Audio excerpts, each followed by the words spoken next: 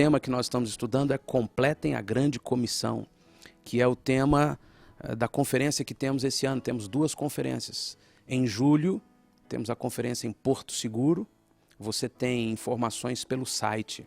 Você pode entrar no site www.projetoadoradores.org.br. E em setembro também, em Belo Horizonte, vamos ter esta conferência. E logo também teremos todas as informações, todos os detalhes pelo site para você acessar e, quem sabe, participar aqui conosco em Belo Horizonte ou em Porto Seguro em julho. O site é www.projetoadoradores.org.br. Todo esse material, como também o material destes dias de estudo que estamos tendo aqui no Projeto Adoradores, está à sua disposição gratuitamente no site.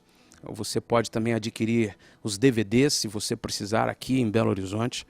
E o nosso desejo é que isso se multiplique, que isso alcance vidas em todos os lugares e seja um instrumento para a edificação da igreja, para a nossa edificação, e que o Senhor realmente se alegre com cada passo que vamos dando em resposta à sua palavra, aquilo que aprendemos. Não apenas estudar por estudar, mas estudar para viver, porque esse é o propósito do Senhor. Nós vimos que dividimos em 3 blocos este tema de Completem a Grande Comissão, que é relacionamento, porque não há como servir o Senhor sem relacionamento. E dentro de relacionamento temos intimidade, amor e poder. Vamos ver hoje, agora, ação. Se eu tenho relacionamento com o Senhor, eu vou ter condições de agir segundo o seu querer. E depois, por último, frutificação.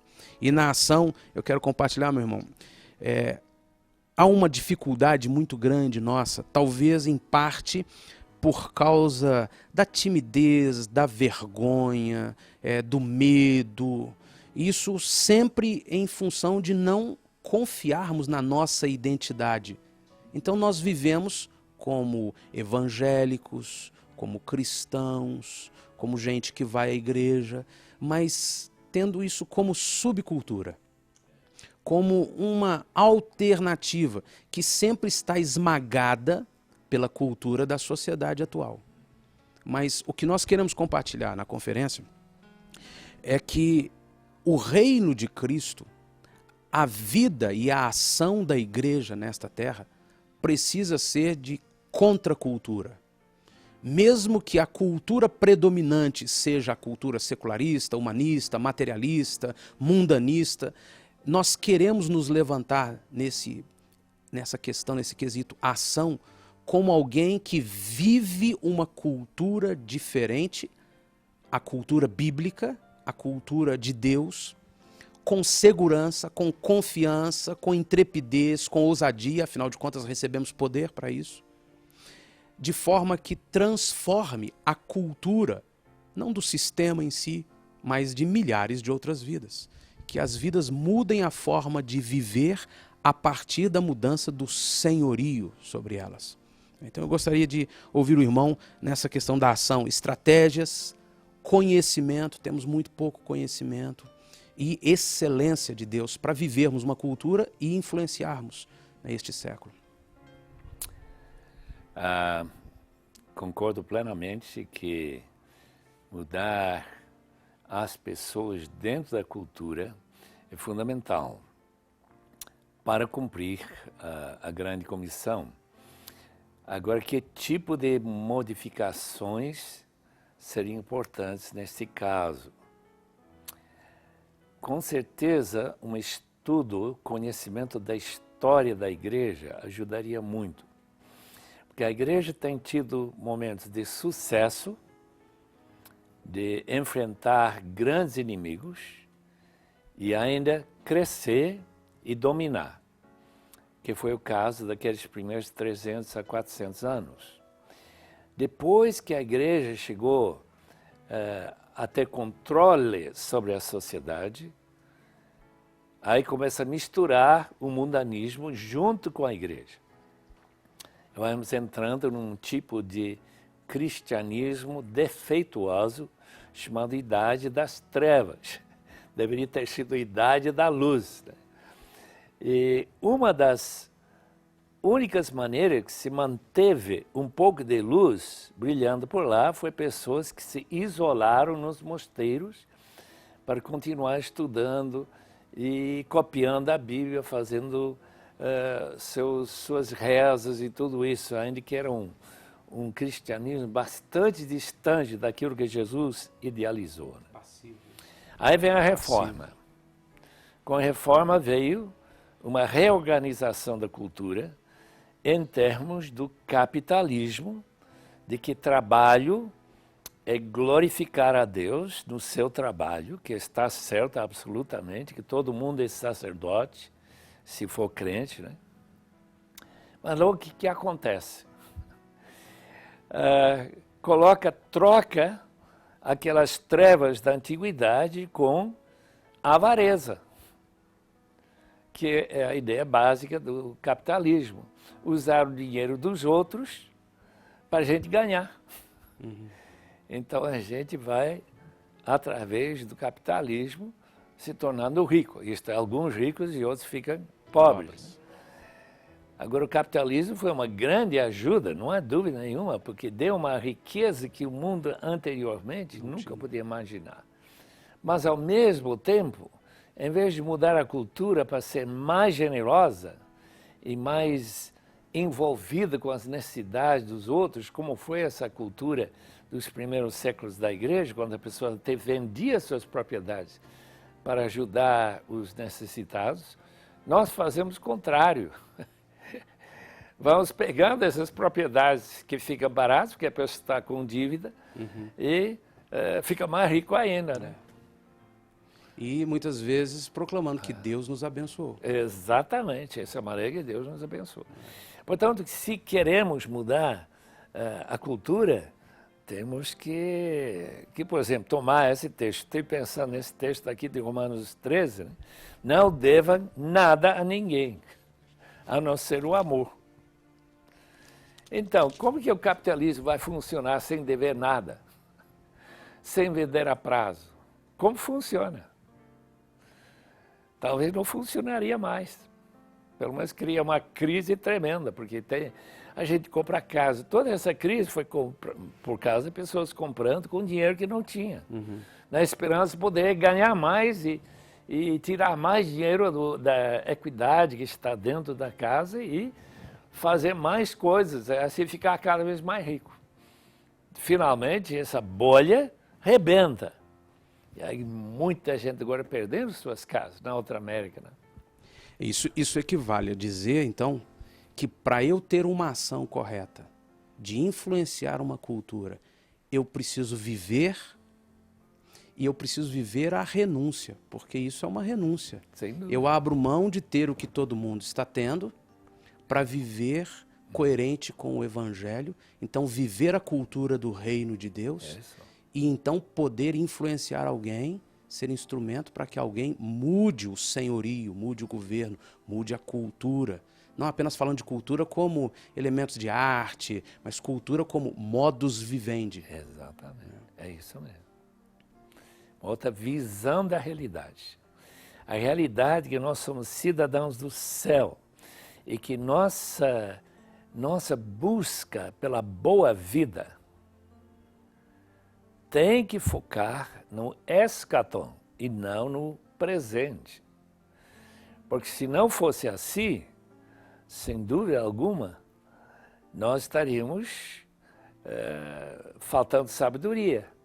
A ideia capitalista de você ganhar o máximo que puder, que é justamente aquilo que impulsiona essa sociedade, essa cultura moderna, ocidental, e que nós estamos fora desse correr atrás do ouro. E essas grandes descobertas de ouro aqui no Brasil, que coisa impressionante, né? Mas o que deu? Não deu muita riqueza, não. Nenhuma riqueza. Muito pelo contrário, uma decadência. Sim. Lá na América não havia ouro, mas havia uma coisa, havia pessoas que amavam ao Senhor Jesus e começaram a implantar igrejas e os avivamentos chegaram e foi uma benção para muita gente. E aí começa o grande movimento missionário, logo depois, né, 1812, por aí, para completar a grande missão. Né? Tem uma ilustração que está lá no livro do Greg Hill. E ele conta a história de uma cidade que não tinha muros. E os inimigos, quando chegavam, destruíam tudo. Então eles resolveram construir muros. E os inimigos não podiam mais vir porque haviam muros. E passada aquela geração, alguns começaram a questionar: por que que tem muro? Ninguém vem aqui, inimigo nenhum vem aqui, não precisa de muro. E o muro tinha um problema, porque às 18 horas ninguém podia sair, os portões se fechavam para se protegerem dos inimigos. Então, alguns questionavam: mas que inimigos? Nós não temos inimigos, meus avós tinham, mas nós não temos. Para que muro? E uma das questões que mais afetou toda a história daquela comunidade é que alguém descobriu que de noite, fora dos muros, ele encontrava um lago que pescava os maiores peixes. Então ele fez um buraco no muro, no fundo da sua casa. E de noite ele escapava por aquele buraco e durante o dia seguinte ele tinha os maiores peixes do mercado. E as pessoas começaram a questionar ele: como é que você consegue peixes assim? E ele nunca contava. Um dia ele contou para o amigo mais íntimo. E o amigo mais íntimo fez um buraco no muro, nos fundos da sua casa. E saía de noite para pescar os grandes peixes. Com o passar do tempo, toda a cidade tinha peixes grandes. Todo mundo tinha buraco no muro para escapar. Até que conseguiram quebrar todo o muro. E os inimigos voltaram. Descobriram que aquela cidade estava desprotegida e voltaram. Poxa. E eles se reuniram na cidade, os moradores, e disseram: só tem um jeito de nós restaurarmos nossa segurança. É reconstruir o muro. Amém. Porém, os vendedores de peixe disseram: mas como é que eu vou pescar os meus peixes de noite? Eu já tenho funcionários, eu já tenho uma estrutura muito grande, eu não posso ficar sem esse rendimento.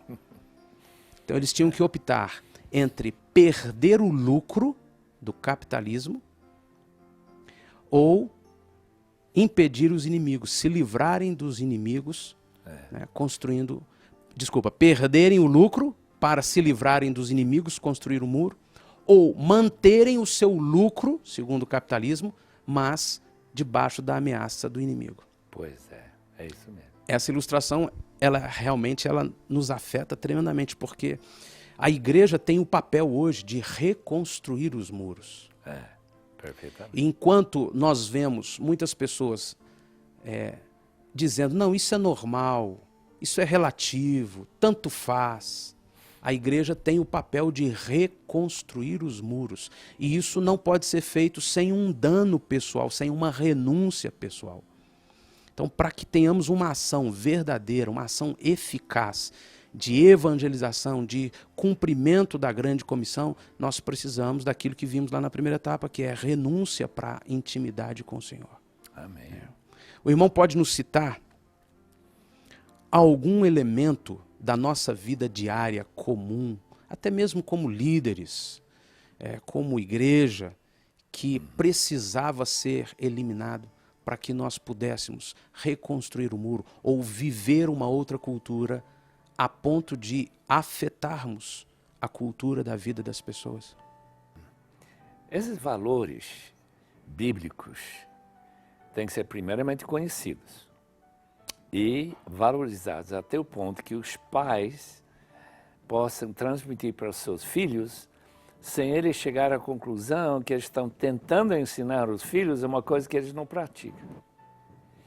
Quer dizer, tem que haver coerência, sem dúvida. Em segundo lugar, nós temos que repensar nossas escolas, porque é na escola que nós falamos o que é verdade. A escola fala que matemática é verdade, dá para perceber que é.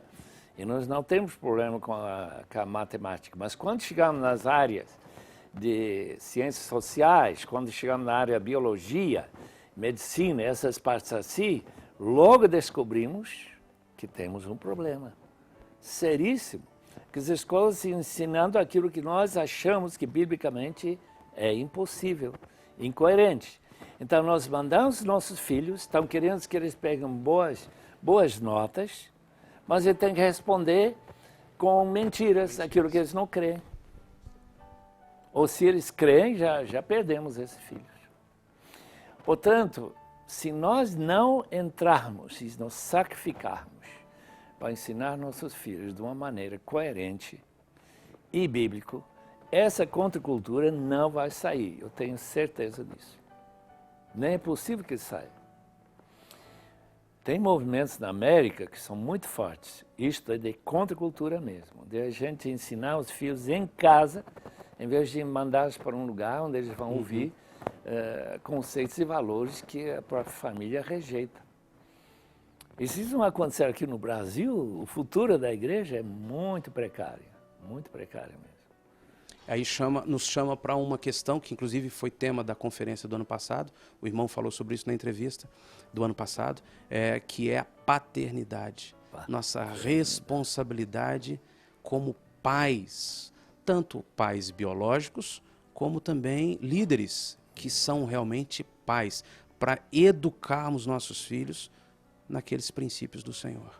Sem dúvida. Então faz parte da ação, da estratégia, do poder de agir, né, na evangelização, no cumprimento da comissão do Senhor Jesus Cristo, vivermos uma cultura que exige renúncia, exige nos distanciarmos do capitalismo, né, dessa vida social em busca do seu próprio lucro. Nós conversamos isso ontem com relação a sai dela, povo meu, sai do sistema, que talvez seja em parte o que a Bíblia chama de Babilônia, sai desse sistema, né, e que é consumidor. E às vezes a própria igreja está nele, de construir, de ter coisas, de fazer e acontecer, e acaba se endividando, acaba se envolvendo em todo tipo de tentativas. E o que Deus quer de nós é que vivamos uma outra cultura, a cultura do reino de Deus, a cultura da simplicidade, para que possamos influenciar as pessoas de uma forma coerente, de uma forma poderosa. A minha pergunta ao irmão na prática da vida diária da igreja, as nossas atividades no domingo, nas células, uma igreja que se reúne em pequenos grupos, no evangelismo, na programação dos jovens, nos departamentos, a igreja que vive ali com seus departamentos, na prática diária, o que é que nós podemos fazer para vivermos uma cultura evangélica, que não seja apenas cultura evangélica, e sim a cultura do reino de Deus? Pelo menos um dos elementos que a gente pode, já de imediato, colocar em prática na nossa vida diária como igreja.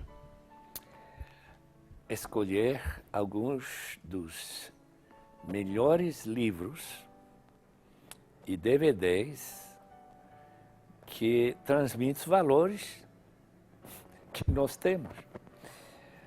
O Charlie Tremendous Jones estava perdendo seu filho, justamente como a gente podia esperar, até o dia em que ele ofereceu, ele é capitalista, né? Meu filho, vou lhe pagar $100 para ler esse livro. Se o senhor lê com cuidado e depois me faz um resumo que mostra que você leu. Depois de ler alguns livros, ele mudou de ideia, começou a perceber que havia outros valores que ele não estava ouvindo na escola nem na igreja. Eram valores genuínos de pessoas que tinham vivido essa.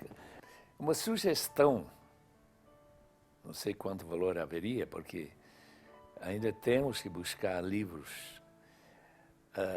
é de criar uma interessante biblioteca que toda criança, todo filho da igreja precisa ler. Que transmite os valores que a escola não está transmitindo, ou até o contrário, valores contrários. E criar pelo menos um conceito do alternativa.